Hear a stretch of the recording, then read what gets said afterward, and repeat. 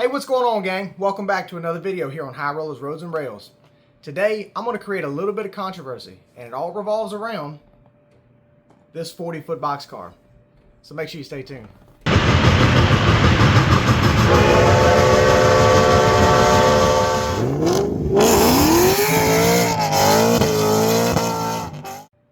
Now, I know what you guys are thinking. High Roller, what could possibly be so controversial about this simple little 40-foot box car?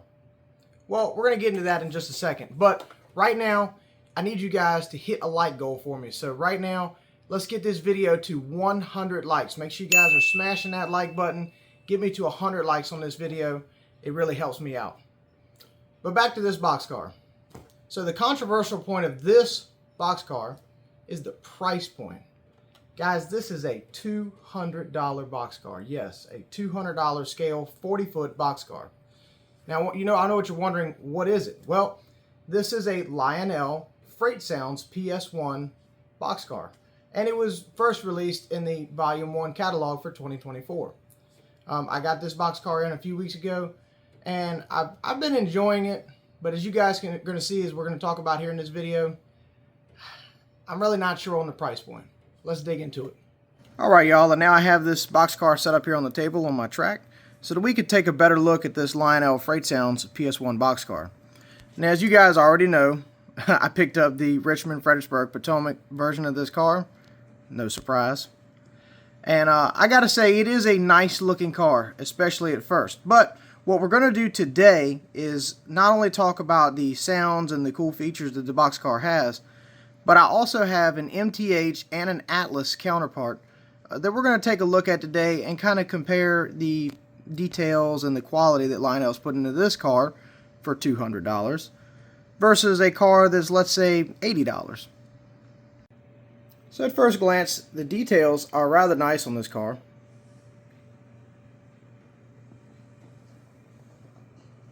You guys can see it's got sprung trucks on it. Lettering and everything looks nice. This car does have a sliding door, which is a little hard to get open, but there you go. The floors are detailed on the inside. Now what you can't see up in here a little farther is there is the speaker for the Freight Sounds on one end of this car. But it's kind of good that you can't see it with the doors open, so you can run it that way if you'd like to. Taking a look at some more of that detail. The lettering looks good. I was really overall, at first glance, pretty happy with this car.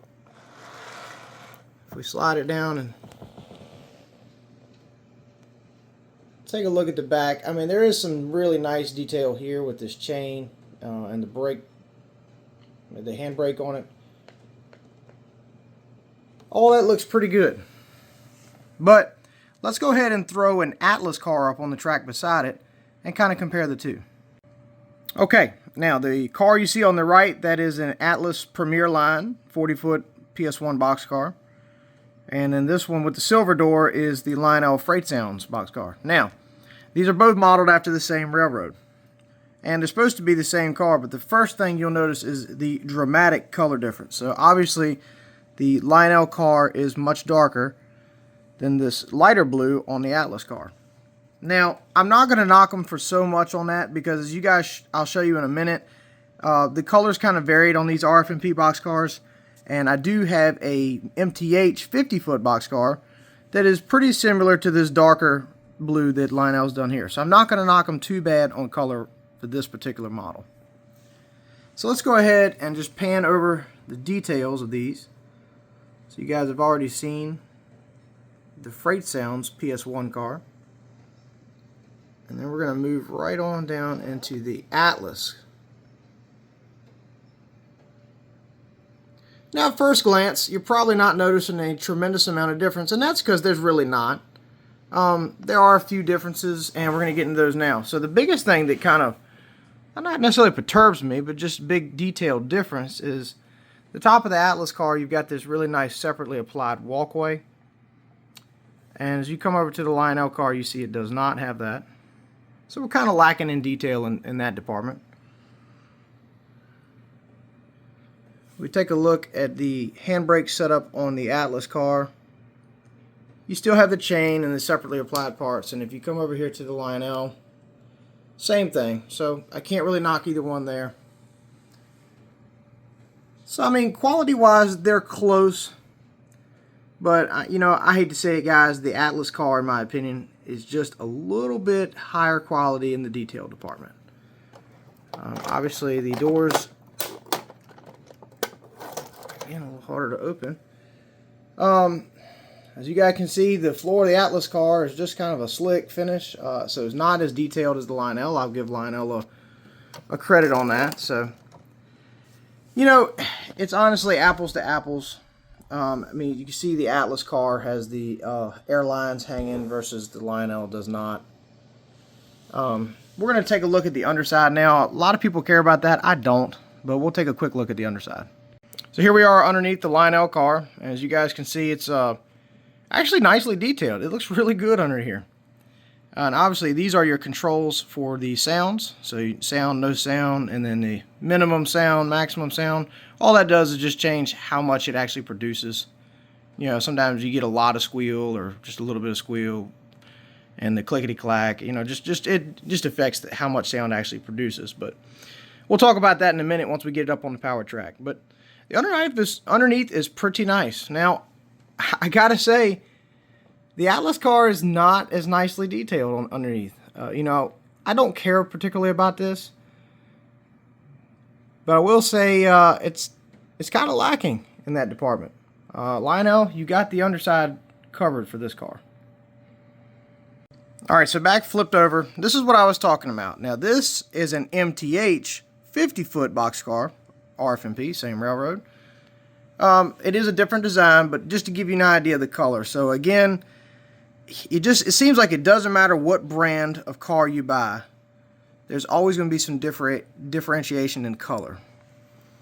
So you see this is a darker blue here versus this is just a touch darker. And you wouldn't notice it until you put the two cars side by side. So I'm not going to knock Lionel on this because, you know, if I put the Atlas car back in the mix here, I mean, you take a look. This is 3 different brands: Atlas, Lionel, MTH, same railroad. None of them are the same color. So, you know, that may bother some people, but, you know, it is what it is. I still think these cars all look great with each other. So in closing, before we run this car, and I'll let you guys listen to the sound, and that's really going to be the determining factor, is if you think that this car is worth $200. Because the cars that you just saw a second ago, you could pick those Atlas and MTH cars up for $60 to $80. So, you know, you just really have to ask yourself, and maybe you'll be able to make that determination after we run it, is the sound really worth all the extra money that it costs to pick up this car from Lionel? So with that, let's get up on the track, let's hook it to a train, and listen to it, and you tell me. Alright, y'all, and now here we are up on the layout, and I've got some power to the track. So as you'll see right now, as it sits still, it's quiet, but if we take the car and just roll it,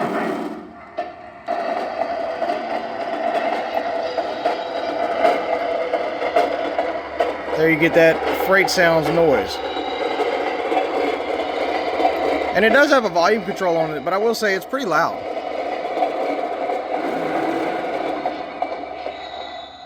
So once you stop, you can actually hear the sounds of brakes applying on it. So it's pretty cool. I mean, I honestly like the car, but it's a lot of money for some sound. Let's roll it back the other way, and I'm going to do it a little bit faster.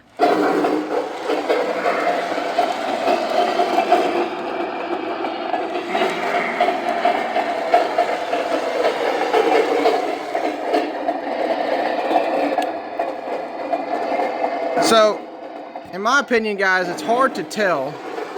Let's get this thing stopped.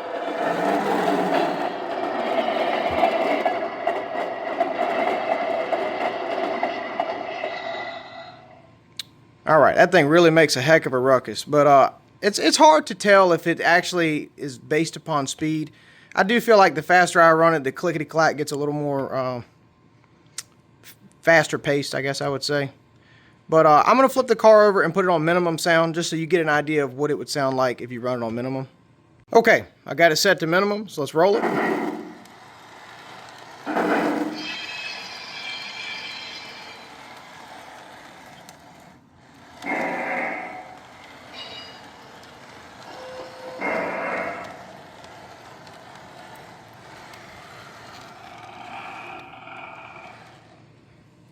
So there we have it.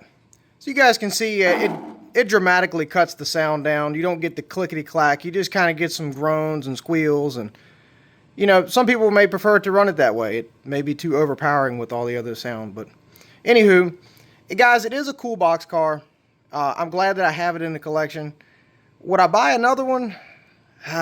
That's kind of hard to say. I mean, $200 is a lot of scratch for just one freight car. But anywho, let's go and hook it up to a whole train, and you guys will see my entire RF&P boxcar collection, which has gotten a tad bit excessive here lately. But we're going to hook it into a whole train of these things and run it around for a little bit and listen to this car and watch it run by. So stay tuned. Alrighty, y'all, and I got a pair of RF&P diesels hooked together. We're going to pull this train on around, so let's fire it up.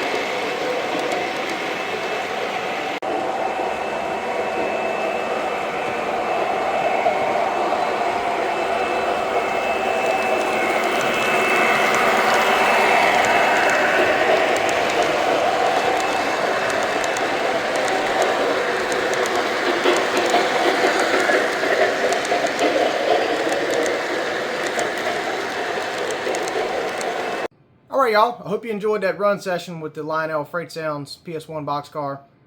And I hope you guys enjoyed that whole train of RF&P boxcars. I mean, that's something I'm pretty proud of. I'm happy with where my collection's gone with those cars. They're all different road numbers, so pretty stoked to have those. But I also thought it would give you a great comparison of the same model of car, but through different brands. And as you guys can see, there's always going to be some differences between the two, whether it be detail or color or what have you. But anyway, guys, I hope you enjoyed it. Again, make sure you like, you're commenting, subscribing. Leave a comment, y'all. Please let me know what you think about this car. Is it worth $200? Would you want to buy one of these Lionel Freight Sounds boxcars?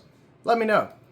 With that, guys, thanks so much, and we'll see y'all down the line.